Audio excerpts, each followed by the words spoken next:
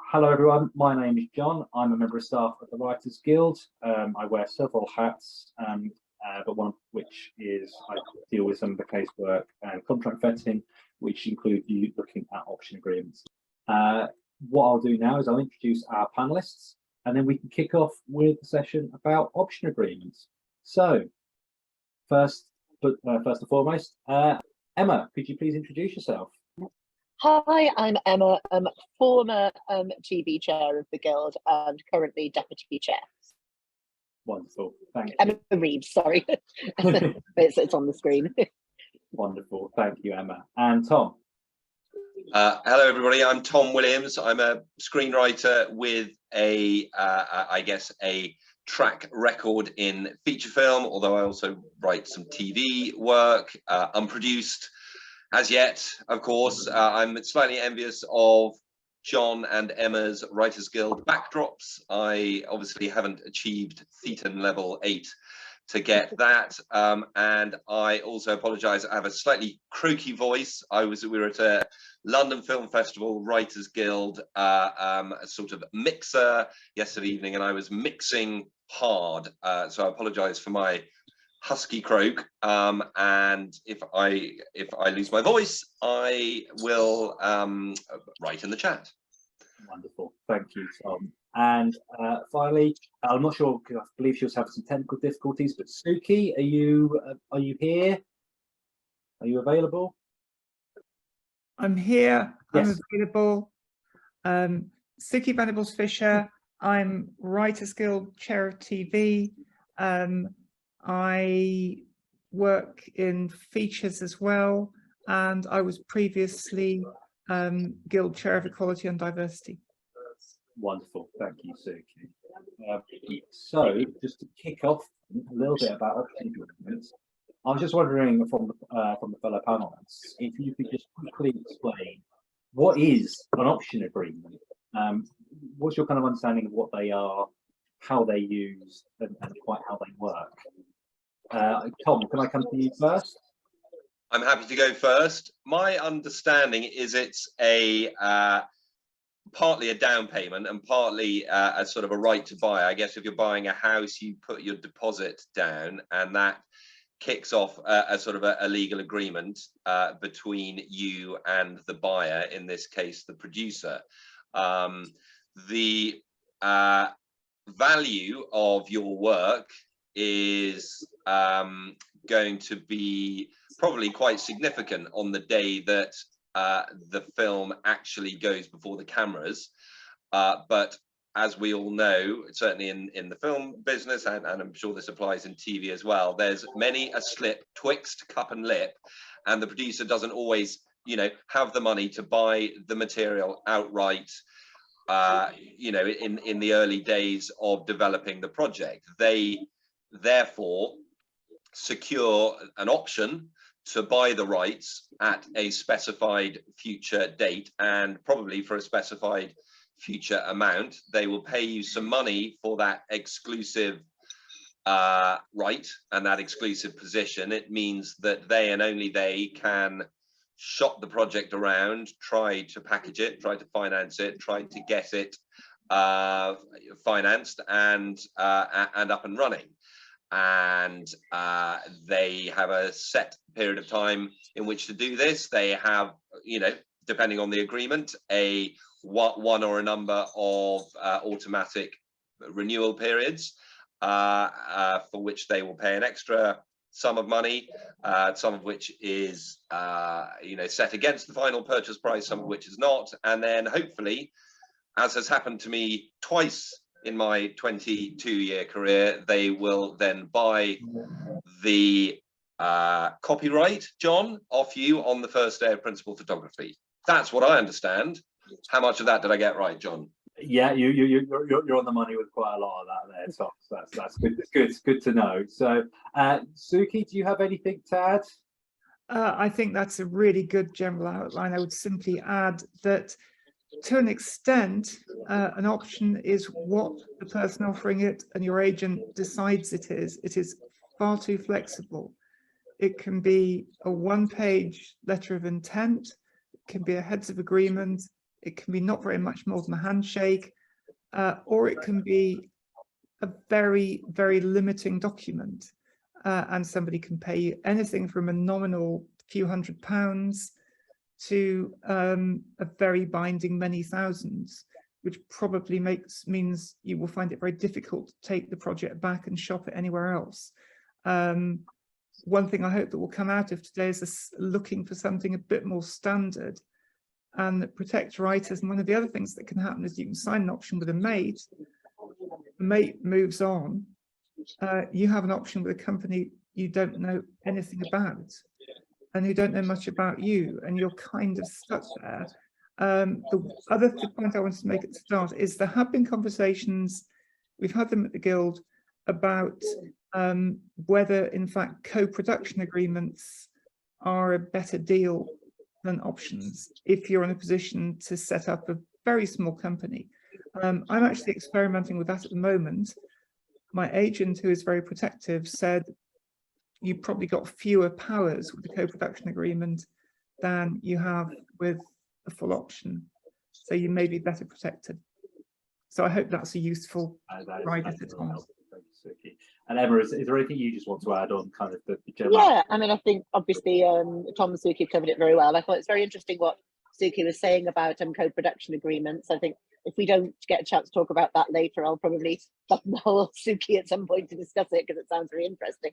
I was saying, yeah, as Tom says, an option can be many things, but also so can the work being optioned. You know, it might be an entire series of books by a household name writer, or it might be a very sort of complete film script, or it might be a treatment for a TV show in the quite early stage of development. I think the important thing to remember is that, you know, options protect both sides. I think, you know, from the writer's point of view, it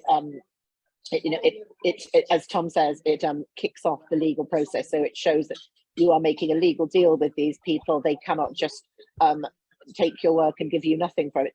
On the other hand, producers are often very keen to give options because it also means from their point of view that if you've got this genius idea for a TV show, let's say, you can't go around to all the producers in town trying to sell it to them. So, you know, a producer, you know, if a producer has the option, it gives them rights. However, in the past, there was a lot of stories of £1 options. And I think, you know, a producer taking a chance on a quite new writer, for example, might think that, you know, this is very fair, and the writer just might be excited that that this producer is prepared to take their work and shop it around. However, I feel like, you know, our suggested Guild minimum of 1,000, and remember that it could be very, very much more depending on a number of factors such as, you know, the desirability of the project, the experience of the writer. I think £1,000 does focus their minds. I think if somebody's paid £1 for something, they might not be quite so keen to push it with broadcasters and get it off the ground. So I think you know, it being, you know, and £1,000 is nothing to most companies, but you know, quite a lot to many writers. So I think it being a significant sum of money, certainly in our interest, not just to get the money, but to make sure that, you know, when you're tying up the rights for something you've worked on for a year or more, that the person you're tying it up with is serious. Yeah, no, absolutely. I think you've really hit on something there, Emma, which is, you know, the reason option agreements are used by producers is because it gives those producers the exclusive right to try and develop and then pitch a piece of work which has been optioned mostly. And what it'll mean, as you said, Emma, is it means it doesn't then get shopped around. If you have an option agreement with a production company, they can be secure in the knowledge that you're not going to, at the same time they're pitching it to, say, Netflix, you've not got someone else pitching it to Apple or to Disney, and it can be secure in the knowledge that they are the only ones that can acquire the rights to what it is that you've written. So kind of it really does cover both sides. I think you're really good to point that out, Emma. A couple of other things I'd just point out is in terms of kind of options and kind of periods in which they cover now. The reason we say writers should get paid for their option period, and that's not the amount you get paid when you sell the rights to the producer, it's the amount they get paid for the time during which your work is under option, i.e. you can't go around selling it elsewhere. Now, the reason we say you should get paid for that, and we were seeing a lot of, as Emma says, £1 option agreements before, that led to our free is not an option campaign, and this template contract and the template contracts we've created have come kind of as an evolution of those. But the reason you get paid, you know, it's around £1,000 for a 12-month option. The reason you get paid that is because you can't take it anywhere else. The restriction of trade there means you're unable to utilise that IP and your work elsewhere.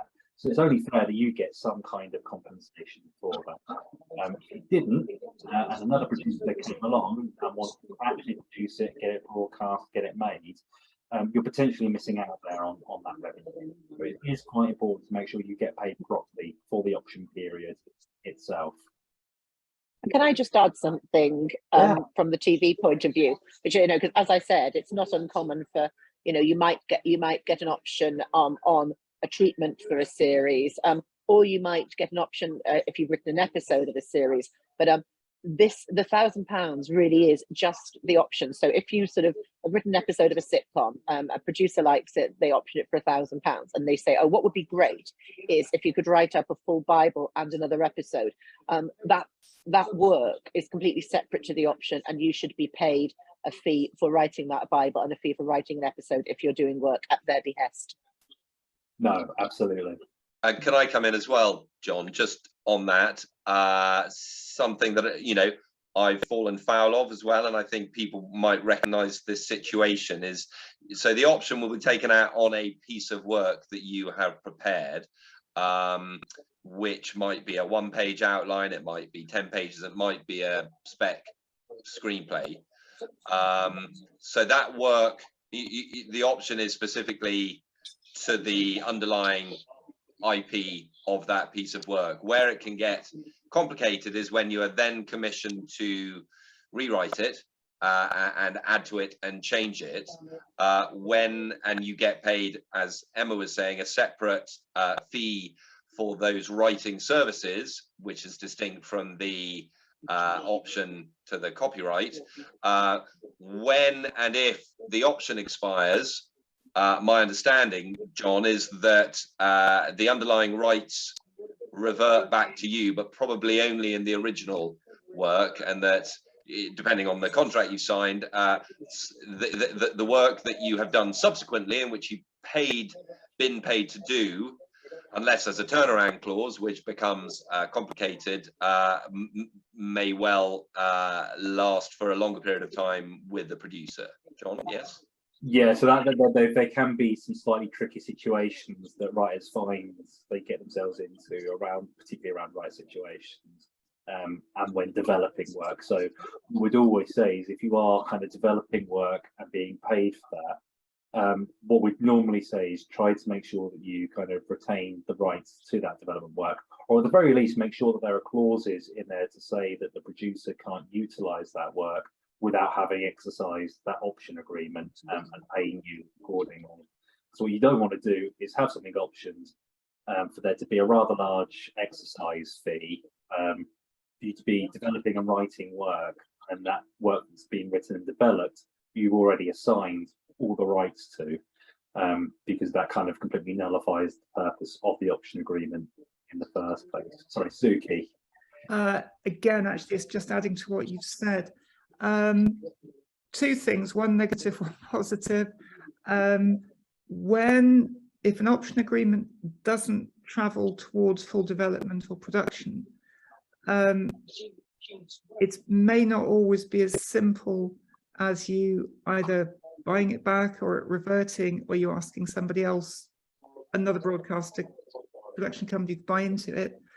It can also involve the optioning company charging their management time, creative time, etc., which suddenly means that you're not being charged your £1,000, you're being charged quite a lot more than what the next buyer is.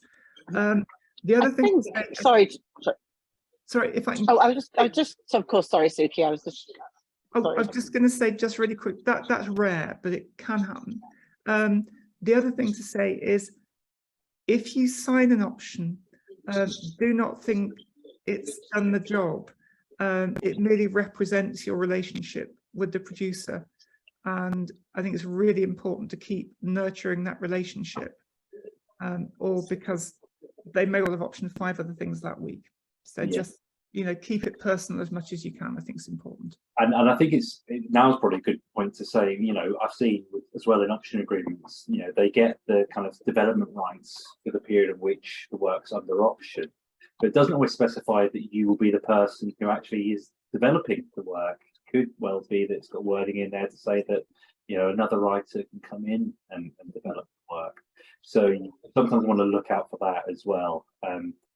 The other thing around, think about turnaround clauses as well. You know, if you know your work is optioned and is exercised, you do kind of look to assign those rights, first aid, photography, and all the rest of it. If they don't do that, your work isn't getting made, and you're not getting that payment. Often, these contracts will have what are called turnaround clauses or rights reversion clauses, which mean that you're able to reacquire the rights you previously given away. And it will set out kind of how much you need to repay. Those are the clauses that I think Suki was talking about just now. Basically said, you know, you'll have to pay not only everything you've been paid, but a whole load of other costs on top of that, and that can also cause a lot of issues for the next purchaser. Emma. Yes, I wanted to say we had a long and heated debate at the TV committee at the last one I chaired on the subject of turnaround clauses and what we could do in our option templates to try and make it more beneficial to the writer. And I think one of the things that that I was sort of persuaded of was that one of the aims of this option of our option template is to discourage companies slapping on charges, including interest and their own management fees. So I think one of the things that I was told that the Guild is pushing for is for it to be a simple turnaround buyback rather than, because I think sometimes companies, obviously they want money, everyone wants money, but I think sometimes people can make it very difficult for things to go into turnaround for dog in the manger reasons, because they don't want to be the one who developed something, let it go, and then they see another company making a success of it. So I think obviously, you know, all we can say is always like, you know, check with your agents and lawyers and the Guild in what you're signing. But I think it shouldn't be easily swallowed. And I think, and it's certainly something the Guild is campaigning against, that additional charges are slapped on top. I think that is something we're going to stand as strongly as possible against. Yeah, and I think that's, again, this is one of the reasons why we've created these templates, is because we, particularly me, I got to see loads and loads of option agreements which were all just incredibly poor. And they include things like overly aggressive turnaround clauses, very, very poor payments, very, very long option periods themselves, which could be, you know, kind of 3-5 years long. So we tie up the work for an excessive period of time. So that's why we've created these templates, because we want them to be used. We want them to represent best practice within the industry, and they're there for you guys to use. You know, we've produced these to try and help protect our members and, you know, and writers' rights, and also to hopefully achieve better practice within the industry. Tom. Yes, two things. Firstly, just to sort of follow up on that, you know, a horror story that I had early on in my career from an original outline. A producer paid me and in fact a writing partner sort of £500 for an option with 2 automatic renewals, blah blah blah, and I think, anyway, I don't think they ever came up with the money. You know, those automatic renewals were then deferred, and you know, I was being sort of strung along. I think I then got £1,000 with £9,000 deferred for a you know, I think I sold them a 1-page pitch. You know, £1,000 with £9,000 deferred to write, you know, 58 drafts of the screenplay or whatever, after the producer had, you know, renewed the option multiple times and, you know, was clearly a bit of a fantasist and had got nowhere close to producing it. It then transpired, you know, my fault, and I haven't really had this conversation with my agent, but don't know quite what was going on there. But then they wanted to be paid £40,000 in turnaround, you know, in reversion, if anybody ever wanted to make this. And so, you know, it was just a horrendous impediment to the project, slightly sort of separate to what we've been talking about. But just to be aware, obviously, that the meter on a particular project can be ticking, and we've all heard stories about big Hollywood projects where, suddenly there's like $1 million worth of writers' fees attached to it. So if anybody wants to buy it, that's effectively the price of the script. Julian Friedman, who has already corrected me or helpfully sort of clarified one of the points I made earlier. Thank you, Julian. Lovely to see you again. It's also just saying that there is no turnaround if options expire, turnaround only after the exercise of the option. So, John, you're nodding. Maybe you can add some clarity on that. Yeah. So the whole point of an option agreement is that they only exist to basically say, like, if I was the producer and I have an option agreement over a piece of your work, Tom, that it would exist to say, well, I have the first dibs effectively on that piece of work. If I don't actually buy that piece of work within the time specified under the agreement, well, that's it. The agreement's ended. You're then free to go and take it away to other producers to try and get the work made. Turnaround clauses only come into effect once you have given me the rights to the piece of work. So only when the option agreement itself is exercised and I've paid you that fee, and then for whatever reason I don't actually go ahead and make the piece of work, make the film, for example, and you don't get your first day of principal photography payment, you'd then want to be able to reacquire those rights and be able to then take it to other producers so it can actually get made. So turnaround only exists after the rights have been exchanged and after the exercise of the option. So that is a good important distinction to make.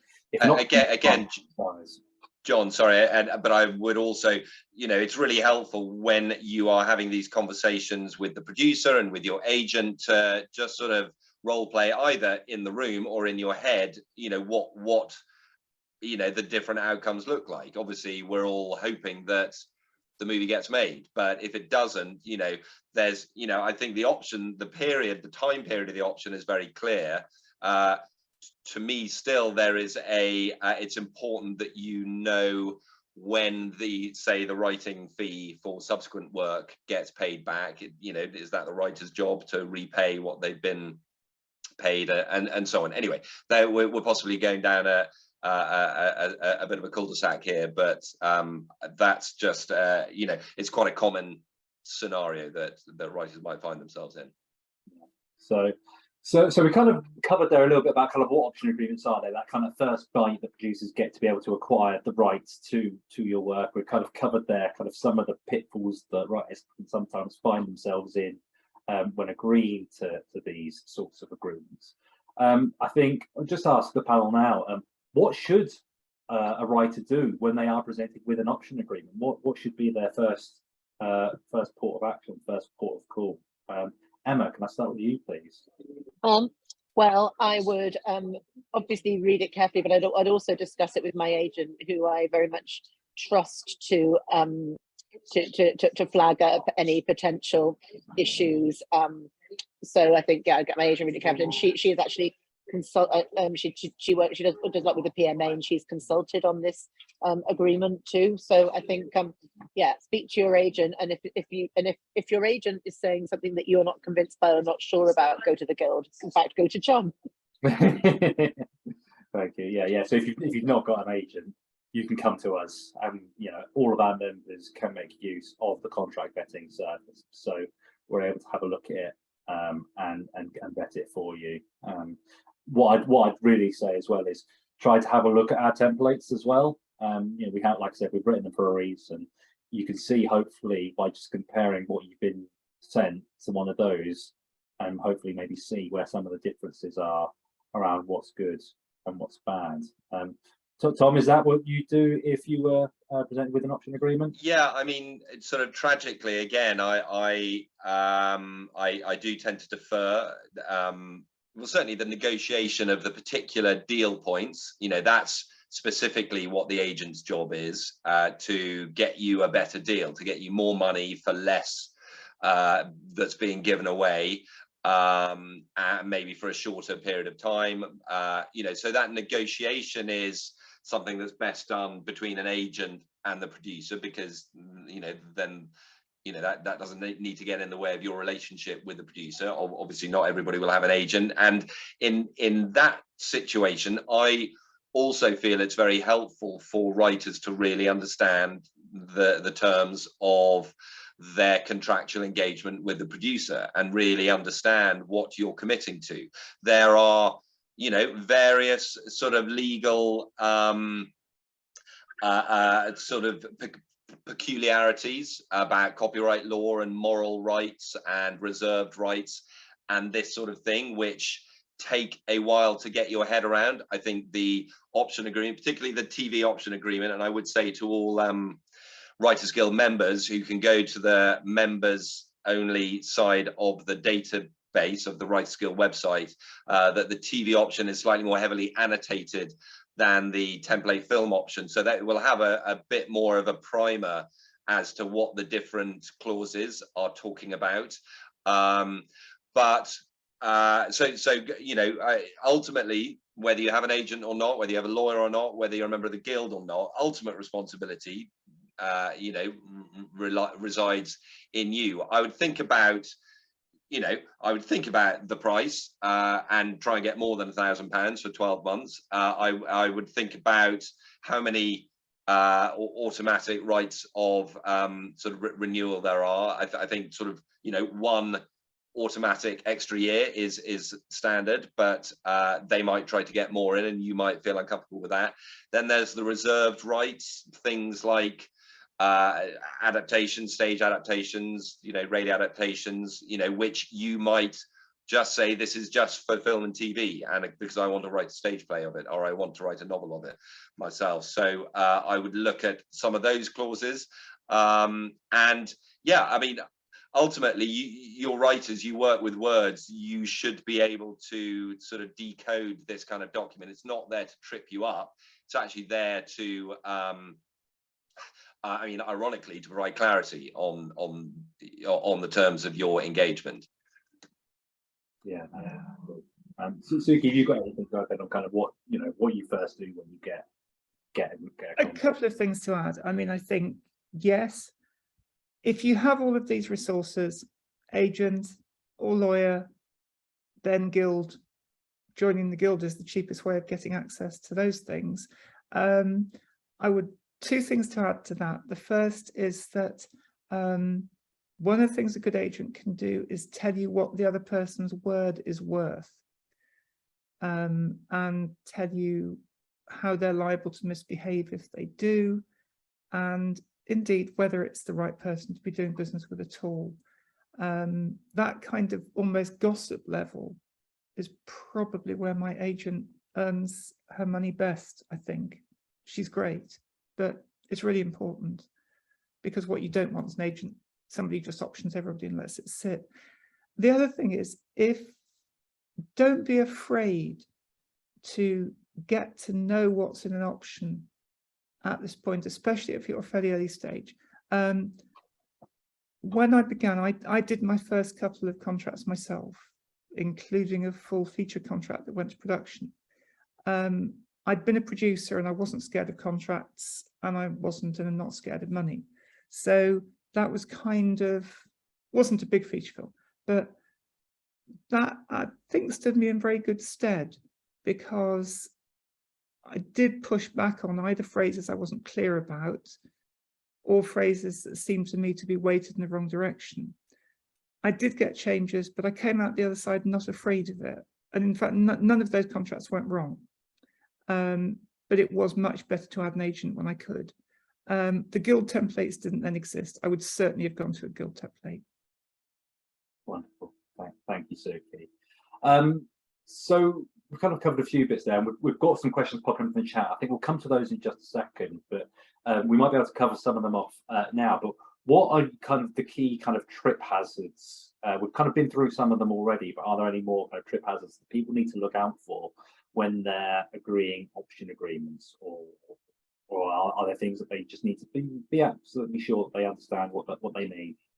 I think we all just have to move away from the £1 option, because that is, honestly, it's an insult to you as a writer. It is it's almost not worth the paper it's written on. It's almost sort of illogical. You know, that's my strong opinion. You know, anybody who you know, they are really getting something for nothing, and there's nothing in that for you. We have a sort of a joint venture agreement model, which is, you know, which is better than that, which is you know, let us have a sort of a memo of understanding. If you don't have any money now, that's fine, but I'm not going to give you any exclusive rights now either. So I'm sure you could probably talk about that in you know, more lucidly, but that just strikes me as real exploitation of writers, often at their early, you know, in their early career. Yeah, no, thank you, Tom. Emma, what were kind of the key things you kind of would look out for, or urge members to look out for?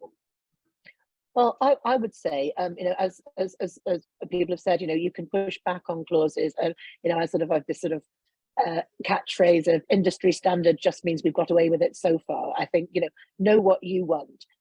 Read the option agreement. If there's anything that you're not sure about that's sort of in legalese, you know, get your agent to explain it to you. And if you don't have an agent, speak to the guild. And you know, obviously we have caseworkers like John, and we have lawyers who can explain things to you. Anything that's confusing, get somebody who's on your side and your agent or the guild to explain it to you clearly. And if there are things which you think you're not sure about, it may well be possible to push back. For instance, another thing we talked about at the TV committee was things like, you know, and it's been touched on today, hold back of certain rights. So for instance, stage rights, you know, you may be presented with an option which says, we are taking all dramatic performance rights, so you can't do a stage version and you know, until a certain time, whatever. But as I was saying, you know, I have worked on shows where there have been simultaneous TV and stage versions, and they don't necessarily clash. So it may well be that if you sort of feel strongly that this is something you would like to do, and it won't harm the chance of the TV show, try pushing back, because they may see your point of view, or they may not. But you know, feel free to get your agent or yourself to push back on anything, because at the very least you'll find out why they want it, and why, you know, if there's anything that doesn't feel right to you, you'll find out why they want that, and it may give you more of a clue as to whether you want to do this deal. Yeah. And Suki, are there any other kind of trip hazards you'd like to just flag quickly? It just got flagged again. We're just playing tag here.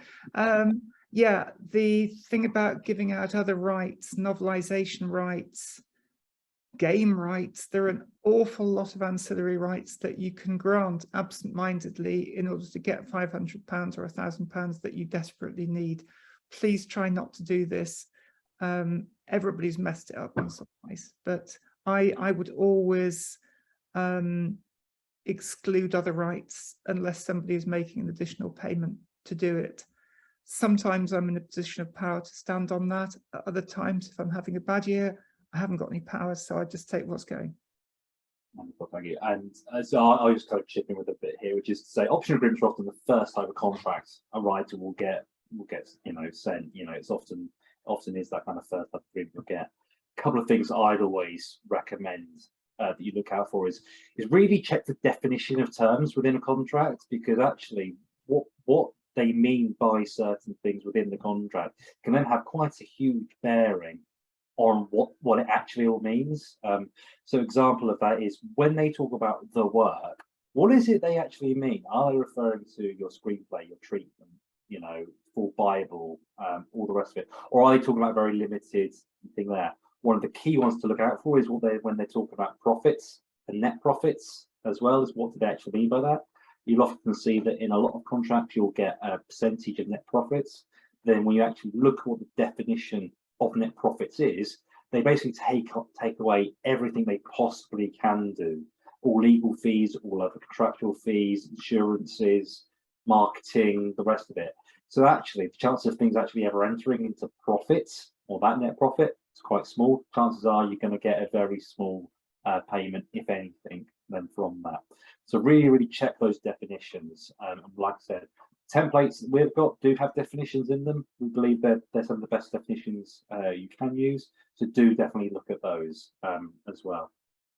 One thing I'd also talk about is, we kind of touched on this before a little bit, which is about those option periods and the automatic extensions thereof. Now, what you can often find is that you'll get your first option period payment that says 12 months, £1,000, let's say, on account of the purchase price.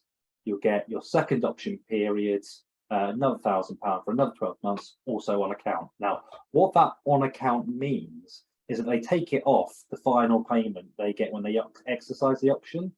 So from our perspective, what we say is actually, if you've got a producer that's optioned your work, but they've not been able to raise the funds or been able to do all the things they need to do to exercise the work, to exercise the option within that first period, that second option payment should not be on account. You should just get paid that and not have to repay it. It shouldn't then come off of the purchase price at the end, because it's not through your fault that work hasn't actually been produced or isn't being exercised at that point. So that's something else to look out for there. Tom, I can see you've got your hand up there. Yes, John, thank you. It was just one other point. Again, kind of early in my career, a producer wanted me to set up a company in order to option an idea from me, and I still don't quite understand his thinking behind it. I do know that I get a very annoying letter from Companies House once a year for this company that has never really existed or done anything. So it's bad for the environment, and it was kind of a waste of my time. I think as a writer under British law, you know, probably, you know, in most territories, if you're the originator of the idea, you own that as an individual. You don't need a kind of a corporate entity to hold that. Yeah, that's right. I mean, it's just important to say that, just go back to kind of copyright basics. There's no copyright in ideas themselves. It's only when they're actually put into some kind of copyable medium that they actually are granted copyright. So by that we mean any form of treatment or scripts or Bible or anything like that. So yes, it's only once it's in those forms that you get the copyright on it. John, just another sort of question for you, and this has cropped up in the chat a little bit. The difference between an option agreement and a shopping agreement, perhaps, and you talking about your sort of the purchase price, which is probably in the option agreement, and also, you know, percentage of net profits and the definition of net profits. All of that is negotiating, you know, for steps that are quite a few stages down the line. I wonder, for example, there's a TV sort of deal that I've negotiated at the moment, and the producer is sort of, this is an option on an outline, but the producer is haggling quite hard over my episode fee, because if he takes it somewhere, he doesn't want that fee to be so high, it's not very high, as to be off-putting to wherever he sets it up. So how does that work in I guess TV specifically, and in those future steps? No, those are a couple of brilliant questions there. So in terms of the difference between an option agreement and a shopping agreement, what a shopping agreement does is it gives the producer, they're also called right to pitch agreements sometimes, they give the producer the right to pitch it around to various studios or financiers or something like that. But what they often don't include is that option or that ability for that producer to acquire the rights for a set price down the line. So it's kind of part way towards an option agreement, but it's not the whole hog. So I mean, personally, I prefer option agreements. I think they're a little bit more robust, they're a little bit more fully formed. But if they don't even want to use an option agreement, you should at least have some kind of shopping agreement in place, because again, that'll protect everyone from, you know, knowing that you're not going to be shopping it with a different producer to different set of studios, and I think things can go awry there. In terms of kind of the TV question there, Tom, that's a very, very interesting one. It's one that we spoke about quite a lot when actually developing the template TV option agreement. What we've said within that is that when the rights are granted and when the option is exercised, for those individual episodes that you write, you should be engaged on a Writers Guild agreement under the TV agreement that applies to. So we've got a couple of different TV agreements. We've got BBC Screen Television Online one, and we've got a packed TV contract. what our agreement basically says is when those options are being exercised at that point, you should be negotiating and agreeing the appropriate TV agreements at that point.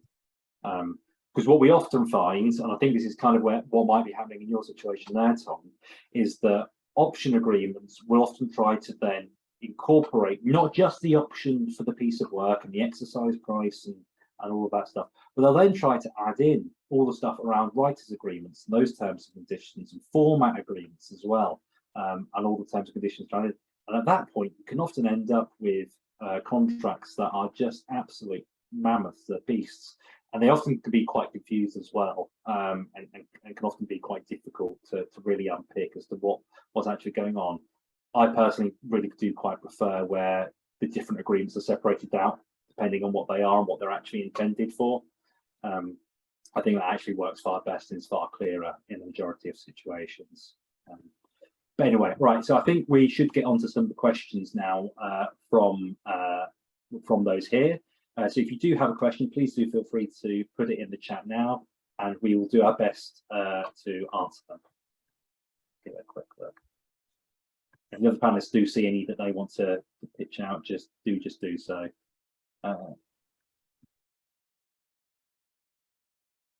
How do you get out of an option agreement where the company has ghosted you for 6 months, but it still has nearly a year left on the option? Unfortunately, there's not much you can do to get out of that. If they have that option period for that additional 12 months, they have that. You have agreed to allow them that exclusive option on that.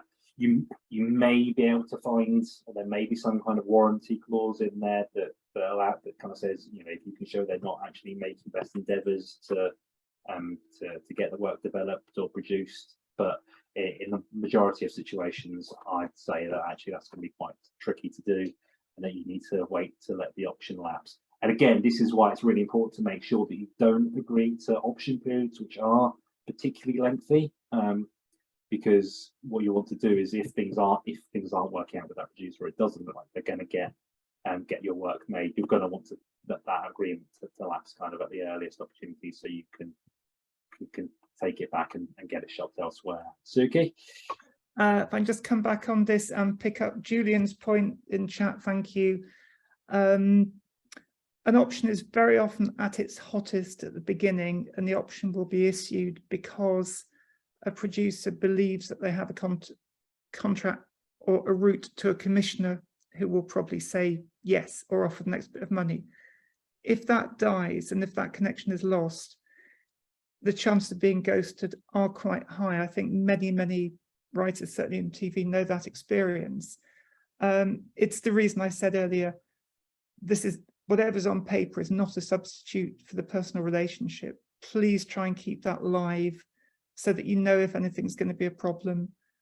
And then if they're a decent producer, they may well be as glad as you to get a shot of you.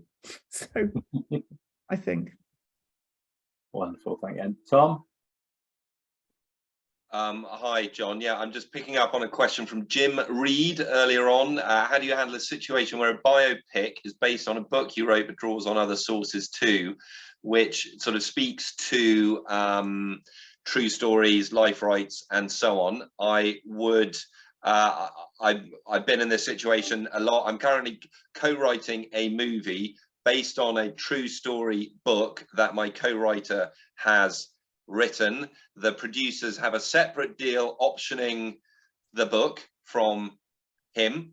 We have an option agreement on our movie take on it. We have a writers agreement, you know, with us. And in the case of the sort of protagonist who is very identifiable, the producer has a life rights agreement with this person. So there's a lot of paperwork to line up. I think you as a writer need to understand what rights are yours to sort of negotiate with and what are not. Yeah, so I think there sounds like a fairly well, I wouldn't say that complicated, but it's a situation that can cause a bit of trouble, I think, sometimes. So, I mean, first and foremost, one of the best things to say here is that no one owns their own life rights. Anyone can write a movie, a book, or anything about anyone else. So if Tom wanted to, he could do a film about my life. I'm not sure anyone would be particularly interested in it, but he could. There's nothing I could do to stop him. The only exceptions, or the only kind of difficulty Tom may have in doing something like that, is if he put anything in that material which I thought was defamatory or libelous, in which case I could then take that sort of action against him for that. And if you're in America, if I had breached your right to privacy, apparently, and also if you'd written your own autobiography and I had read it and I was nicking your that was going to be the next point. Yeah, but the only exceptions are is if I had created some material which like if I'd done memoirs, for example, and someone used those to create a screenplay, that could be a breach or an infringement of my copyright there. But one of the, the example I always give with this one is if you look at, for example, The Crown, big Netflix series, the royal family haven't signed off on every episode of that. So there's, like I said, people don't own their own life rights. But in the situation with the book, like I said, if the book exists, that's got its own IP attached to it. You as the writer of the screenplay wouldn't be able to use material that is only in that book and take it away elsewhere. If stuff's in the public domain elsewhere, you can use that, but you could be getting into some tricky territory if you use things that were in the book and only found in the book. Emma. Oh, I was just going to comment on a question in the chat from Annabelle, who says, a producer who is interested in my TV idea wants me to shadow in a writer's room with the BBC for a new programme. Are you paid for that? I would say yes, you absolutely should be paid. I mean, it's interesting because people who shadow are often not paid. You might shadow a director, or people might write a shadow script for a soap, which would not be going on. But having been in a lot of writers' rooms, I would say that anyone who is in a writer's room with a view to contributing and coming up with ideas, and obviously they're not going to commit to giving you a script, but they want you in the writer's room. Normally, you would always be paid for that day rate, and for that rate they would own. You wouldn't be able to sue them saying you stole my idea, because they would own what you said in that room. But and I've worked a lot with the BBC in writers' rooms, and I would say it would be very unethical to have people contributing in a writers' room who's not being paid. And if it's the BBC, absolutely you should be paid. Brilliant. Tom? Just picking up on a question from Pete S.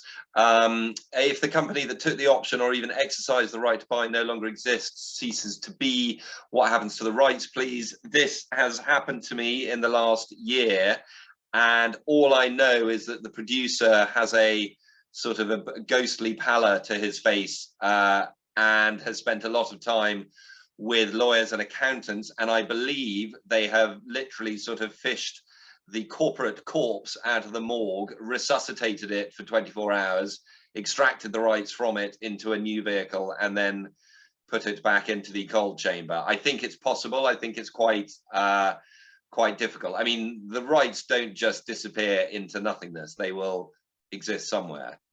Yeah, I think that's right. So I think it always depends on exactly where you are within the process of that, whether the option's being exercised or not. That'll have an impact on where the rights are, and it also depends on what's happening when that company's wound up. What's happened to the assets?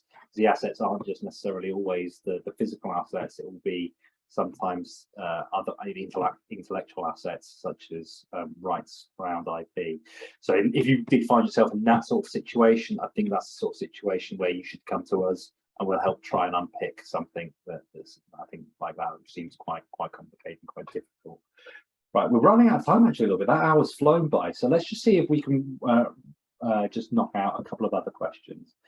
Do you have any tips for new screenwriters working with producers, directors, from options been through to post-production of a feature, and what to expect? I'm not too sure. I'm not too sure what the question is there. Well, there is the Writing Film A Good Practice Guide on the Writers Guild website, which really does that, and is, although it's a few years, it doesn't really treat, I think it talks about sort of online content or something now in a rather quaint way. It doesn't really treat the streamers. There's a lot of good material there to take you through the different option agreements, the different stages of the process. So I would recommend that as a as a starter, and of course any of these books that are mentioned in the chat as well.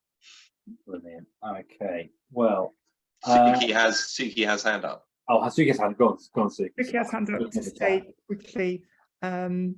One of the things that we want to look at in future, but this will not be small and it will take a long time, is, isn't it funny we still say roadmap?